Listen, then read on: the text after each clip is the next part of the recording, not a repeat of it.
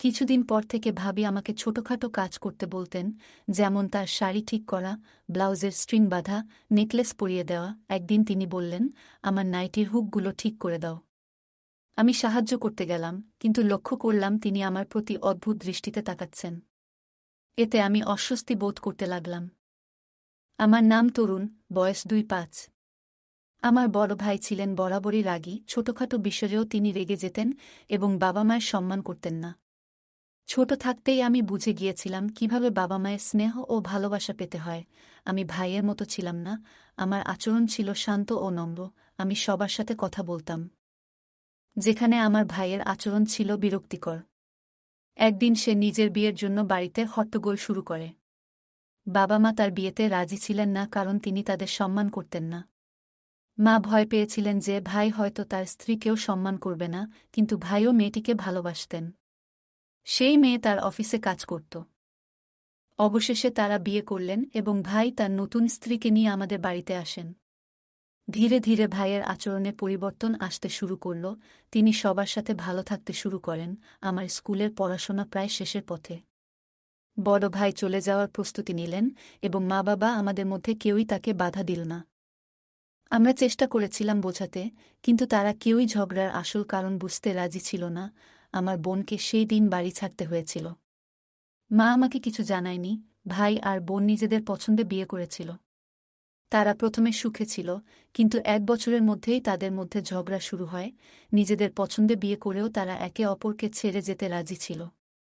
ভাইয়ের বিরুদ্ধে নানা অভিযোগ ছিল, আর ছোটবেলা থেকেই আমি তার থেকে দূরে থাকতে চেয়েছিলাম। একদিন ভাই সিদ্ধান্ত নিয়ে অন্য শহরে চলে যাবে কাজ করতে। মা বাবা তাকে থামানোর চেষ্টা করেছিলেন, কিন্তু তিনি কারও কথা শোনেননি। ভাই তার জিনিসপত্র গুছিয়ে অন্য শহরে চলে যায়।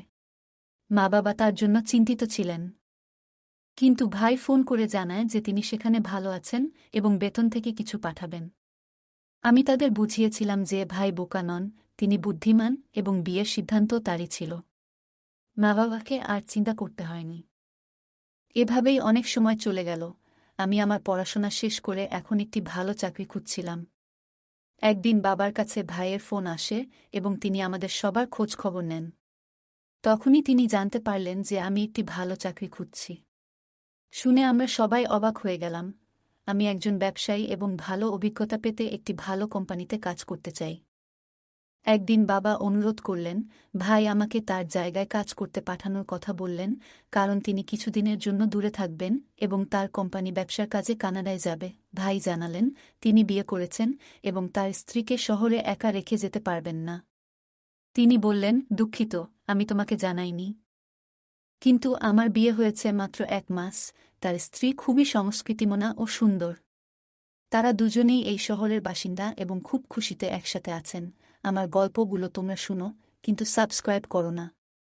দয়া করে গল্পগুলো ভালো লাগলে চ্যানেলটি সাবস্ক্রাইব করো। ভাই তার প্রথম স্ত্রীকে ডিভোর্স দিয়ে নতুন মেয়েকে বিয়ে করেছেন। বাবা অনুরোধ করায় ভাই আমাকে তার সাথে পরিচয় করিয়ে দিতে রাজি হলেন। তিনি বললেন, তরুণকে আমার জায়গায় পাঠাতে হবে, এতে সে কাজের অভিজ্ঞতা পাবে এবং আমার স্ত্রীও বাড়িতে একা থাকবে না। আমি এবং তরুণ রেখে কানাডা থেকে ফিরে আসতে পারব। বাবার মেজাজ একটু খারাপ হতে পারে ভাইয়ের বিয়ের কারণে। তবে এবারও তিনি রাজি হলেন এবং ঠিক করলেন আমি ভাইয়ের জায়গায় কাজ করব এবং তার বাড়িতে থাকব। আমি সেখানে গিয়ে দেখলাম ভাই খুব খুশি। আমাকে দেখে তিনি বললেন, এখন তোমার আগমন নিয়ে আর চিন্তা করতে হবে না, চল যাই। আমার ভাইয়ের আচরণ এখন অনেকটাই নরম হয়েছে, তবে তিনি সবসময় বাবা মার সাথে কড়া ছিলেন। একদিন তিনি বললেন, তোমার ভাবির সাথে পরিচয় করিয়ে দিই। তাকে তোমার কথা বলার পর থেকেই সে তোমার জন্য অধীর আগ্রহে অপেক্ষা করছে। প্রথমে সে চিন্তিত ছিল, একা এখানে কিভাবে থাকবে। তবে আমি বলার পর যে তুমি তার যত্ন নেবে, সে খুব খুশি হয়েছে। আমি যখন ভাইয়ের বাসায় পৌঁছালাম, তখন ভাবি দরজা খুললেন। তার বয়স ছিল কম, প্রায় ২-১ বছর, এবং তিনি খুবই সুন্দরী। তার চেহারার উজ্জ্বলতা দেখে আমি মুগ্ধ হয়ে গেলাম। এর আগে কোনো মেয়ের প্রেমে পড়িনি, কিন্তু ভাবি কালো, লম্বা চুল আর সৌন্দর্যে পাগল হয়ে গেলাম। ভাইকে দেখে বুঝতে পারছিলাম না কিভাবে এমন একজন সাধারণ চেহারার মানুষের সাথে ভাবি বিয়ে করেছেন। ভাই আমাকে স্বপ্ন থেকে জাগিয়ে বললেন, তরুণ, এটা তোমার ভাবি, তুমি তার সাথে দেখা করবে না? আমি দ্রুত সালাম দিয়ে ঘরের ভিতরে চলে এলাম। ভাবি চা তৈরি করছিলেন, আর আমি বারবার তার দিকে তাকাচ্ছিলাম। ভাইয়ের বয়স ছিল ৩-২ আর ভাবি ২-৩। ভাবছিলাম এমন সুন্দর একজন মেয়ে কিভাবে এত বড় বয়সের মানুষের সাথে বিয়ে করলেন। তার নাম ছিল কাজল। তিনি জানালেন তিনি আগামীকাল কানাডা চলে যাচ্ছেন। এরপর আমাকে একটি ফাইল দিয়ে বললেন, তোমাকে আমার কাজগুলো করতে হবে। কোনো সমস্যা হলে ফোনে জানিও, আমি কোম্পানির ঠিকানা পাঠিয়েছি। সেখানে গিয়ে সব তথ্য পাবে। আমি সব বলে রেখেছি। ভাই কানাডায় যাওয়ার সময় বললেন, তোমার ভাবি কিছুদিন আগে সিডি থেকে পড়ে গিয়েছিল এবং এখনও ব্যথায় কষ্ট পাচ্ছে। তাকে ডাক্তারের কাছে নিয়মিত নিয়ে যেতে হবে এবং তার যত্ন নেওয়া তোমার দায়িত্ব। তার মা বাবাও এখানে নেই, তাই তুমি ছাড়া আর কেউ নেই। আমি আশ্বাস দিলাম, তুমি চিন্তা করো না, আমি ভাবির যত্ন নেব। ভাই যখন রওনা হলেন, আমি এবং কাজল ভাবি একসাথে থেকে খুব কম কথাই বলতাম। আমি ঠিকানা নিয়ে ভাইয়ের অফিসে গেলাম এবং তার পরিবর্তে কাজে যোগ দিলাম। অফিসে কাজের পরিবেশ ছিল চমৎকার, সহকর্মীদের সাথে ভালো বন্ধুত্ব হয়ে গেল। বাসায় ফিরে ভাবির সাথে খোলামেলা কথা বলতাম। একদিন দেখলাম ভাবি নাইটি পরে খুব সুন্দর লাগছিল। তিনি কফি বানাচ্ছিলেন, আমি নিজেও বানাতে চেয়েছিলাম, কিন্তু তিনি আমাকে বাধা দিয়ে বললেন, কোথায় যাচ্ছ? আমি তোমার জন্য কফি বানাচ্ছি। আমরা টেরেসে বসে কফি খেলাম, সেখানে ঠান্ডা হাওয়া বইছিল। আমি হঠাৎ অস্বস্তি বোধ করছিলাম, তাই তাকে বললাম, তুমি বারান্দায় একটু একা থাকো, আমি জরুরি কাজে ব্যস্ত। কিছুক্ষণ পর ভাবি কফি নিয়ে আমার রুমে এলেন। কফি দিতে গিয়ে কিছু কফি আমার জামায় পড়ে গেল। তিনি ভয় পেয়ে আমার জামা পরিষ্কার করতে লাগলেন, তখন আমি একটু অস্বস্তি বোধ করলাম। আমি সরে এসে বললাম, আপনি ঘরে যান, আমি ঠিক আছি। বাথরুমে গিয়ে নিজেকে বুঝালাম যে তিনি আমার ভাবি এবং তার সম্পর্কে ভুল ভাবা ঠিক হবে না। অফিসের ছুটির দিনে আমরা শপিং করতে গেলাম এবং কিছু জামাকাপড় কিনলাম। সেদিন জানলাম ভাবির বয়স ২১ বছর। তিনি বললেন, তোমার ভাই আমার জীবন বাঁচিয়েছিলেন। তখন থেকেই আমাদের সম্পর্ক তৈরি হয়েছিল। আমি বড় হতে থাকলাম। যদিও আমি একজন এতিম মেয়ে, ছোটবেলা থেকেই চাচা খালার বাড়িতে থেকেছি, কিন্তু তারা আমাকে খুব খারাপ ব্যবহার করত। একসময় তোমার ভাইয়ের সাথে পরিচয় হলো। তার সমর্থন পেয়ে আমরা বিয়ে করার সিদ্ধান্ত নিলাম। আমি জানতাম তার একবার ডিভোর্স হয়েছে, কিন্তু তবুও আমি তাকে পছন্দ করতাম এবং সে আমাকে। তাই বিয়ে করে আমরা সুখী জীবন শুরু করি। আমাদের বিয়ের কথা তোমাদের পরিবারকে জানানো হয়নি, কারণ তারা হয়তো ভাববে তাদের ছেলে একজন এতিম মেয়েকে বিয়ে করে বাড়িতে এনেছে, তাও যৌতুক ছাড়াই। আমি বললাম, আমার মা বাবা ভালো মানুষ, কিন্তু ভাই বিয়ের পর অনেক বদলে গেছে। সে এখন আগের চেয়ে অনেক নরম স্বভাবের। কাজল ভাবি সব ছেড়ে আমাকে যত্ন নেওয়ার দায়িত্ব নিয়েছিল। কিন্তু ভাই কানাডায় যাওয়ার পর থেকে আমি লক্ষ্য করলাম ভাবি নতুন জামাকাপড় পরছে, যা দেখে আমি অবাক হলাম। কেননা তার পুরানো পোশাকের সাথে এই পরিবর্তনটা বেশ চোখে পড়ল। আমি ভাবলাম হয়তো তিনি এসব বিষয়ে খুব একটা পাত্তা দেন না। তার চোখে আমি ছোট ভাইয়ের মতো, তাই সে আমার সামনে আরামে এমন জামাকাপড় পরছে। আমি অফিসের কাজে ব্যস্ত হয়ে পড়লাম। বস আমার কাজ দেখে খুব ইমপ্রেসড হলেন এবং আমাদের একটি প্রজেক্টে কাজ করার জন্য আমন্ত্রণ জানালেন। আমি বাড়িতে রাতের খাবারের জন্য তাকে আমন্ত্রণ জানালাম। আমার বন্ধু শান্তকেও আমন্ত্রণ জানালাম, কারণ সে আমাকে অনেকবার হোটেলে পার্টি দিয়েছে। শ্বশুরও খুব ভালো রান্না করতেন। শান্ত এসে ধীরে ধীরে আমাদের বাড়িতে আসা শুরু করল এবং ভাবির আচরণে মুগ্ধ হলেন। ভাবি মাঝে মাঝে আমাদের জন্য চা ও নাস্তা নিয়ে আসতেন এবং আমাদের সাথে সময় কাটাতেন। শান্ত বলতো, ভাবির আচার ব্যবহার অনেক ভালো। তোমার ভাবিকে দেখে মনে হচ্ছে তিনি আমাদের ভালো বন্ধু। একদিন শান্ত জিজ্ঞাসা করলেন, আপনি কতদূর পড়াশোনা করেছেন? এতে ভাবির মুখ ম্লান হয়ে গেল। তিনি বললেন, আমার চাচা খালা আমাকে শুধু উচ্চ বিদ্যালয় পর্যন্ত পড়িয়েছেন। এরপর তারা আর পড়াশোনার জন্য টাকা খরচ করতে চায়নি, তাই আমি পড়াশোনা ছেড়ে দিয়েছিলাম। আমি বললাম, এখন তুমি পড়াশোনা করতে পারো। আমার ভাই তোমাকে এই বিষয়ে সমর্থন করবে। আমাদের শহরে খুব ভালো স্কুল আছে। চাইলে তুমি বাড়িতে প্রাইভেট পড়তেও পারো। ভাবি বললেন, আমি কয়েকদিন আগে আহত হয়েছিলাম, যার কারণে শরীরে ব্যথা হয়। আমি এখন পড়াশোনা করতে পারি না, কারণ আমি বিবাহিত এবং আমাকে পরিবারের যত্ন নিতে হয়। ভবিষ্যতে সন্তান হলে আমি পড়াশোনা চালিয়ে যাব। তার কথা শুনে আমি ও শান্ত ভাবিকে আরও উৎসাহিত করলাম। এভাবে আমাদের নতুন জীবনের শুরু হলো, যেখানে আমি ভাবিকে আরও ভালোভাবে চিনলাম এবং আমরা সবাই একসাথে সুখে থাকতে শিখলাম। আমি আমার ভাবিকে বললাম, তুমি খুব ভালো একটা বুদ্ধি দিয়েছ। আমরা সিদ্ধান্ত নিলাম যে তাকে ভর্তি করাবো, কিন্তু ভাবি বলল, এই সিদ্ধান্ত নেওয়ার আগে তোমার ভাইয়ের অনুমতি নিতে হবে। তার অনুমতি পাওয়ার পরেই ভাবি ভর্তি হতে রাজি হল। তিনি বললেন, পড়াশোনার আমার খুব শখ ছিল। আমি বললাম, সবকিছু আমি সামলে নেব, তোমার চিন্তা করার দরকার নেই। ভাবি চিন্তিত মুখে বললেন, কিন্তু আমি স্কুলে গেলে সবাই ঠাট্টা করবে। আমি প্রাইভেট পড়াশোনা করতে চাই, কিন্তু বাসায় বসে পড়লে অনেক কিছুই বুঝতে পারব না। আমি তাকে আশ্বস্ত করলাম, তুমি চিন্তা করো না, আমি তোমাকে সব বুঝিয়ে দেব। আমি তাকে একটি প্রাইভেট স্কুলে ভর্তি করালাম, যেখানে সে বাসায় বসেই পড়াশোনা করতে পারবে। ভাবি এতে খুব খুশি হল। আমি নিয়মিত তাকে সাহায্য করতে লাগলাম। আমাদের বন্ধুত্ব আরও গভীর হতে থাকল এবং ভাবি আমার পরিবারের প্রশংসা করল। এক রাতে ভাবি আমাকে তার রুমে ডেকে নিয়ে গেলেন। তিনি বললেন, আমার পিঠে খুব ব্যথা হচ্ছে, ডাক্তার তেল দিয়েছে। কিন্তু তোমার ভাই যখন মালিশ করত তখন আরাম হতো। এখন সে নেই, তুমি একটু সাহায্য করবে?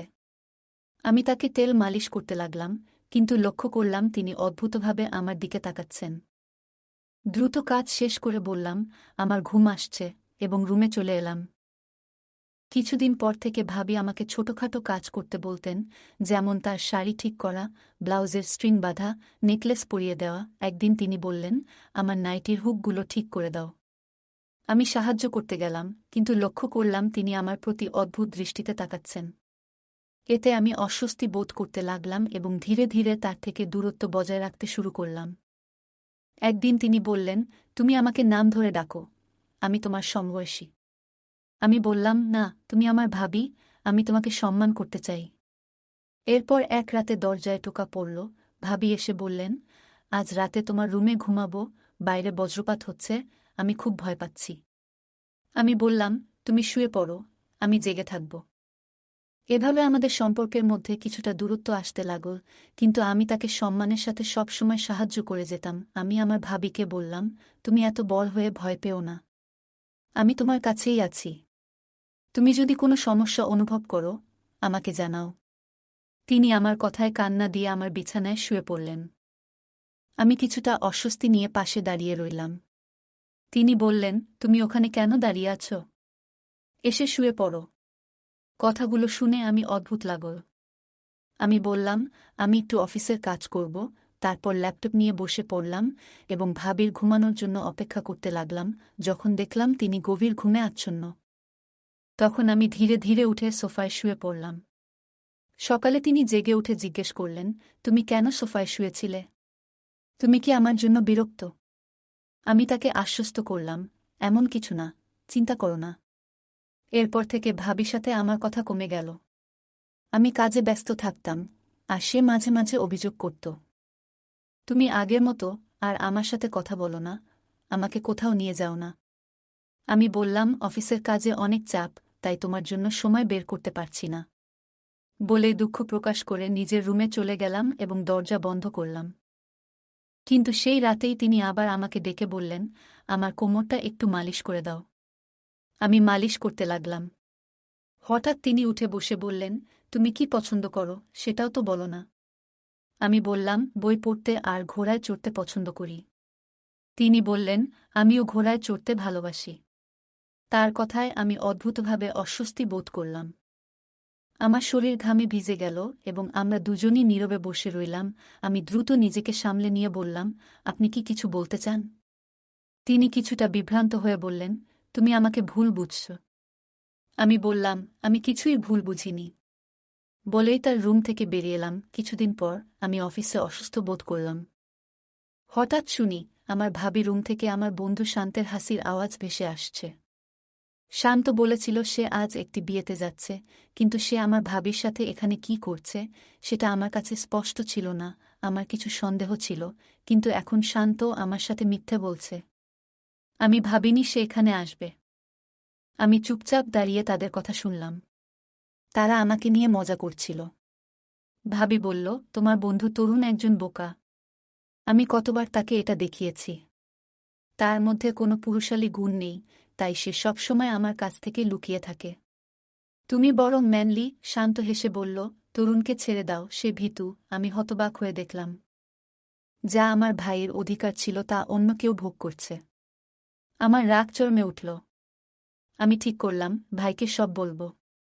আমি ভাইকে বললাম ভাবির প্রতিটি কাজ সম্পর্কে। এতে ভাবি রেগে গেল। 2 দিন পর ভাই বাড়ি ফিরল এবং ভাবিকে মারধর করে বলল, তুমি পাগলি। আমি তোমাকে ইমপ্রেস করতে বলেছিলাম। ভাই আরও বলল, তরুণ, আমি একজন পুরুষ নই এবং আমার পরিবারের উত্তরাধিকারী চেয়েছিলাম। আমার প্রথম স্ত্রীও আমাকে নপুংসক বলেছিল। তাই আমি চাইছিলাম তুমি আমার বউয়ের সাথে সম্পর্ক স্থাপন করো, যাতে আমার বউ তোমার সন্তানের মা হতে পারে। আমি স্তব্ধ হয়ে গেলাম। ভাবি বলল, আমি অনেক চেষ্টা করেছি তোমার ভাইকে ইমপ্রেস করার, কিন্তু সে আমার জালে আটকা পড়েনি। এখন আমি তার বন্ধুকে দত্তক নিয়েছি। আমি আমার কানকে বিশ্বাস করতে পারছিলাম না। ভাই হঠাৎ আমার মাথায় লাঠি দিয়ে আঘাত করলে আমি অজ্ঞান হয়ে যাই। যখন আমি জেগে উঠলাম, দেখি হাত পা বাঁধা। বাইরে থেকে শোনা গেল, ভাই বলছে, ওকে ঘরে বন্দি রাখতে হবে, যাতে সব সত্যি বলে না দেয়। ভাবি বলল, আমি ঘুমের ওষুধ খাইয়ে দেব। আমি পালানোর চেষ্টা করলাম, কিন্তু জানালার দিকে তাকাতেই দেখি শান্ত রুমে ঢুকছে। সে আমাকে খুলতে শুরু করল। আমি রেগে গিয়েছিলাম, কিন্তু সে বলল, তোমার ভাবি খারাপ মহিলা। আমি জানতে পেরেছি তোমার ভাবি আর ভাইও জড়িত। তাই আমি তোমাকে বাঁচাতে এসেছি। আমার হৃদয়ে তার প্রতি ভালোবাসা বেড়ে গেল। আমরা দুজনেই সেখান থেকে পালিয়ে গেলাম। মাঝে মাঝে সত্য বলাই কঠিন হয়ে যায়। আমার বাবা মাকে পুরো ঘটনা জানাতে হয়েছিল। তারা দ্রুত বাড়ি আসতে বললেন। বাড়ি পৌঁছাতেই বাবা আমার ভাইকে ফোন করে বললেন যে তিনি আর তার মুখ দেখতে চান না এবং সম্পত্তি থেকে উচ্ছেদ করছেন। বাবা মা বললেন, তুমি ছোটবেলা থেকে জেদি আর খারাপ আচরণ করেছ, কিন্তু এমন জঘন্য কাজ করবে ভাবিনি। বাবা মা ভাইয়ের সাথে সব সম্পর্ক ছিন্ন করলেন। ভাই ক্ষমা চেয়েছিল, কিন্তু বাবা মা তা শুনেননি। তারা আমাকে জড়িয়ে ধরে ঈশ্বরকে ধন্যবাদ জানালেন যে আমি নিরাপদে ফিরেছি। বললেন, তুমি এখন কোথাও যাবে না, এখানেই থাকবে আর কাজ করবে। আমি এখন আমার শহরে থাকি এবং কাজ করি। ভাইয়ের সাথে কোনো সম্পর্ক রাখিনি। সে আর আমাদের বাড়িতেও আসে না। তার খারাপ খ্যাতি মুছতে চেয়েছিল, কিন্তু সফল হয়নি। সে তার ছোট ভাইকে আড়ালে রাখার চেষ্টা করেছে, কিন্তু তার স্ত্রী এবং আমার সম্পর্কের কথা কখনো ভাবেনি। কিছু সম্পর্ক এমনই হয়। গল্পটা কেমন লাগলো জানাতে ভুলবে না। আরও মজার মজার রোমান্টিক গল্প শুনতে চাইলে ভিডিওটি লাইক, শেয়ার এবং চ্যানেলটি সাবস্ক্রাইব করতে ভুলবে না। ধন্যবাদ।